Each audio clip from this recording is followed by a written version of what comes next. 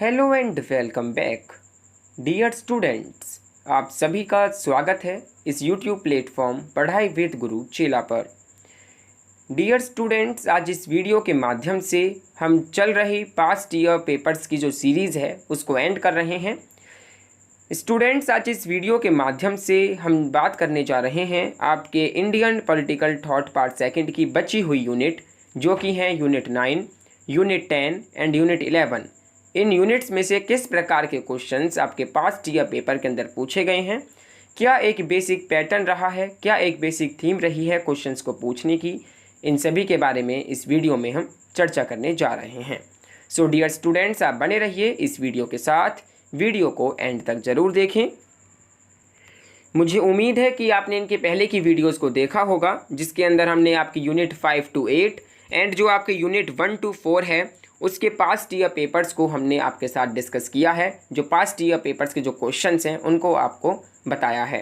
सो dear students, आइए video को start करते हैं एंड देखते हैं आपकी यूनिट 9, 10 एंड 11 में से किस प्रकार के क्वेश्चंस पूछे गए हैं।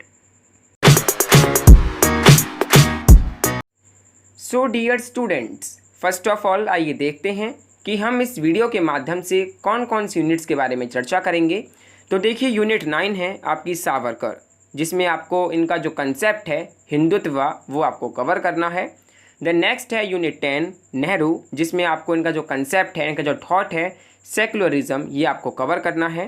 देन फाइनल यूनिट है यूनिट 11 लोहिया, जिसमें आपको इनका जो कंसेप्ट है सोशलिज्म वो आपको कवर करना है। सो ये आपकी फाइनल यूनिट्स हैं एंड ये वीडियो है आपके इन फाइनल जो यूनिट हैं इन पर बेस्ड। सो डियर स्टूडेंट्स, आइए अब देखते हैं किस प्रकार के क्वेश्चंस आपके पास्ट ईयर पेपर के अंदर पूछे गए हैं।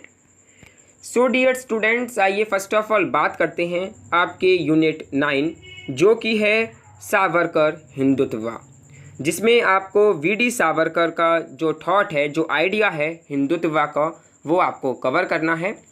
देखिए, 28 मई 1883 को नासिक के भगूर गांव में जन्मे विनायक दामोदर सावरकर एक फ्रीडम फाइटर एंड एक नेशनलिस्ट थे।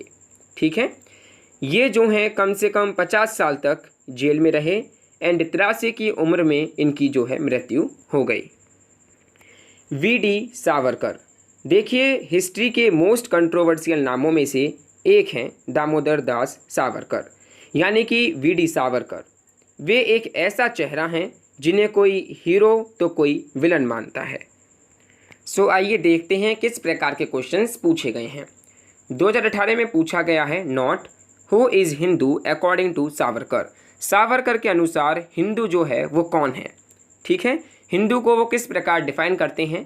तो देखिए, सावरकर के अनुसार हिंदू वे हैं जो भारत को वह भूमि मानते हैं जिसमें उनके पूर्वज रहते थे, साथ ही वह भूमि जहां उनके धर्म की उत्पत्ति हुई थी। सावरकर जो हैं वो काफ़ी तरीके से हिंदू को जो है डिफ़ाइन करते हैं। ये कहते हैं कि जो हिंदू है वह है जो कि who regards the land from Indus to the seas, Himalaya to Cape Comorin, Bharatvarsh as his और हर फादरलैंड। ये जो हैं काफ़ी बेहतर तरीके से हिंदू को जो है डिफ़ाइन करते हैं। ये कहते हैं जो भारत को भूमि मानते हैं, जिनका इनमें जन्म हुआ है एंड जिनके पूर्वज यहाँ पर रहते थे, वो जो हैं हिंदू हैं। एंड काफ़ी तरीके से वो और बेहतर तरीके से हिंदू को जो है डिफ़ाइन करते हैं। तो देखिए, नेक्स्ट है 2019 में भी नोट पूछा गया है सावरकर ऑन हिंदुत्व। हिंदुत्व क्या है। तो देखिए, Hindutva who is a Hindu, ये जो है इनकी आइडियोलॉजिकल पैम्पलेट है वीडी सावरकर जी की। ओरिजिनली ये पब्लिश्ड हुई थी under the title essentials of Hindutva in 1923। It was retitled Hindutva who is a Hindu when reprinted in 1928। देखिए स्टूडेंट्स, बेसिकली ये जो हिंदुत्व जो ये टर्म है ये डिस्क्राइब करती है हिंदूनेस को और the quality of being a Hindu. Savarkar regarded Hinduism as an ethnic, cultural and political identity. Savarkar का ये मानना था कि हिंदुइज्म जो है वो एक एथनिक है, वो एक कल्चरल है, वो एक पॉलिटिकल आइडेंटिटी को रिगार्ड करती है। ये बात करते हैं कि जो हिंदुत्व है इसमें कन्वे हैं 3 कॉमन आइडेंटिटीज़। ठीक है, 3 ऐसी आइडेंटिटीज इसके अंदर कन्वे हैं, जिसमें है टेरिटोरियल आइडेंटिटी, दूसरी है रेशियल आइडेंटिटी एंड तीसरी है कल्चरल आइडेंटिटी। ये 3 जो आइडेंटिटी हैं ये कन्वे करती हैं हिंदुत्व को। सो इस प्रकार ये कुछ इस प्रकार एक्सप्लेन करते हैं, डिफाइन करते हैं हिंदुत्व के कंसेप्ट को, जो कि आपको यहाँ पर बताना है कि सावरकर का जो कंसेप्ट है हिंदुत्व वो क्या है। 2019 में नोट जो है पूछा गया है। देन स्टूडेंट्स 2020 में इसमें से किसी भी प्रकार का क्वेश्चन जो है नहीं पूछा गया है, ना ही शॉर्ट नोट ना ही एक फुल लॉन्ग क्वेश्चन। देन 2021 में पूछा गया है analyse VD. Savarkar's definition of Hindutva. जो इनकी डेफिनेशन है हिंदुत्व की वो आपको एनालाइज करनी है। Then what are the important constituents of his idea of nationalism. इनका जो नेशनलिज्म का जो आइडिया है उसमें कौन से इंपॉर्टेंट कॉन्स्टिट्यूएंट हैं ये भी आपको डिस्कस करना है। तो इस प्रकार के क्वेश्चंस आपके सावरकर हिंदुत्व के थॉट के अंदर से पूछे गए हैं। तो देखिए यहाँ पर जो फोकस थीम है वो है his conception of Hindu and Hindutva and his conception of nationalism. ये काफ़ी इंपॉर्टेंट है from exam point of view. Then students आइए बात करते हैं जवाहरलाल नेहरू के जो थॉट हैं, जो उनका कंसेप्ट है सेक्युलरिज्म का, उसमें से किस प्रकार के क्वेश्चंस पास्ट ईयर पेपर के अंदर पूछे गए हैं। देखिए सेक्युलरिज्म, आई होप आपको पता होगा कि हमारा जो कॉन्स्टिट्यूशन ऑफ इंडिया है उसमें 42nd अमेंडमेंट के तहत 1976 में इस सेक्युलरिज्म के कंसेप्ट को इनेक्ट किया गया and the preamble to the constitution asserted that India is a secular nation. तो देखिए आइए देखते हैं किस प्रकार के क्वेश्चंस पूछे गए हैं। 2017 में पूछा गया है critically examine Nehru's views on secularism. जो नेहरू के व्यू हैं सेक्युलरिज्म को लेकर वो आपको क्रिटिकली एग्जामिन करते हुए यहाँ पर डिस्कस करने हैं। देन 2018 में पूछा है discuss Nehru's ideas of democratic socialism and it's relevance for contemporary India. आपको जो नेहरू का आइडिया है डेमोक्रेटिक सोशलिज्म का वो आपको यहाँ पर डिस्कस करना है। ठीक है, एंड क्या उसका रेलेवेंस है कंटेम्प्रेरी इंडिया में ये भी आपको बताना है। देन 2019 में नोट पूछा गया है Nehru on democratic socialism. Nehru के क्या व्यू पॉइंट हैं डेमोक्रेटिक सोशलिज्म को लेकर वो आपको यहाँ पर पूछा गया है नोट के तौर पर। 2020 में पूछा गया है नो क्वेश्चन, किसी भी प्रकार का क्वेश्चन 2020 में नहीं पूछा गया है।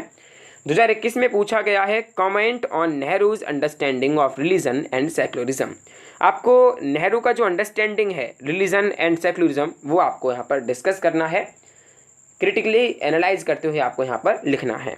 सो इस प्रकार के क्वेश्चंस पास्ट ईयर पेपर के अंदर पूछे गए हैं। आपकी जो यूनिट नंबर 10 है जिसमें आपको जवाहरलाल नेहरू का जो आइडिया है, जो थॉट है सेक्युलरिज्म का, वो आपको कवर करना है। सो डियर स्टूडेंट्स, अगर यहाँ पर हम फोकस थीम की बात करें, जो इनका सेक्युलरिज्म का कंसेप्ट है एंड जो क्रिटिक है इनका सोशलिज्म एंड सेक्युलरिज्म का, वो यहाँ पर आपको ज़्यादा फोकस करते हुए चलना है। देन नेक्स्ट यूनिट है लोहिया सोशलिज्म, जिसमें आपको राम मनोहर लोहिया का जो आइडिया है, जो कॉन्सेप्ट है सोशलिज्म का, वो आपको यहाँ पर पढ़ना है। तो देखिए यहाँ पर आपको पढ़ना है कि जो इनका व्हील ऑफ हिस्ट्री जो कि 1955 में इन्होंने लिखा वो आपको कवर करना है। देन द कास्ट सिस्टम जो कि इन्होंने 1964 में लिखा वो आपको कवर करना है। इन्होंने देखिए कास्ट को तोड़ते हुए एक जो है सोशलिज्म को स्थापित करने का इन्होंने प्रयास किया। इन्होंने कास्ट को बिल्कुल तोड़ने का प्रयास किया है। ठीक है, जो कास्ट सिस्टम प्रिवेल करता है उसको उन्होंने तोड़ने का प्रयास किया है।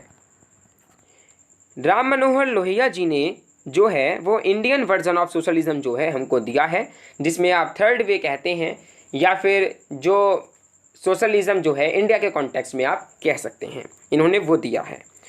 इन्होंने साथ ही इनोवेटिव कंसेप्ट दिया है 4 पिलर स्टेट का, जिसमें ऑटोनॉमस गवर्नमेंट जो है वो विलेज, डिस्ट्रिक्ट, प्रोविंसी एंड जो सेंट्रल लेवल है उस पर उन्होंने बताया है। सो ये जो हैं इतने इंपॉर्टेंट नहीं हैं from exam point of view. इसमें से आप देख सकते हैं लगभग शॉर्ट नोट्स जो हैं पूछे जाते हैं। ठीक है, 2017 में पूछा गया है लोहियाज व्यू ऑन 4 पिलर स्टेट। इनका जो 4 पिलर स्टेट का जो कंसेप्ट है, जो कि काफ़ी इनोवेटिव कंसेप्ट है ऑटोनॉमस गवर्नमेंट का, जिसमें वो village, district, province and central level पर की बात करते हैं। तो ये आपको इसके अंदर बताना है। देन 2018 में नॉट पूछा है लोहिया ऑन कास्ट क्वेश्चन पर, जो उनका ये जो आप देख सकते हैं द कास्ट सिस्टम 1964 में जिन्होंने लिखा, उसके बेसिस पर ये क्वेश्चन आपको 2018 में पूछा गया है। 2019 में पूछा गया है जो लोहिया का असल में जो सोशलिज्म का जो कंसेप्ट है, सोशलिज्म का जो उनको आइडिया है, वो 2019 में पूछा है। 2020 में बिल्कुल भी क्वेश्चन नहीं पूछा है, 2021 में बिल्कुल भी क्वेश्चन नहीं पूछा गया है। तो देखिए इसमें से बेसिकली आएगा तो शॉर्ट नोट ही आपको पूछने के लिए आएगा, ठीक है। तो डियर स्टूडेंट्स, इस प्रकार के क्वेश्चंस आपके पास टीए पेपर के अंदर पूछे गए हैं आपकी यूनिट 9, यूनिट 10, यूनिट 11 में से। आप इन क्वेश्चंस की प्रैक्टिस कीजिए, इन क्वेश्चंस को आंसर देने का प्रयास कीजिए।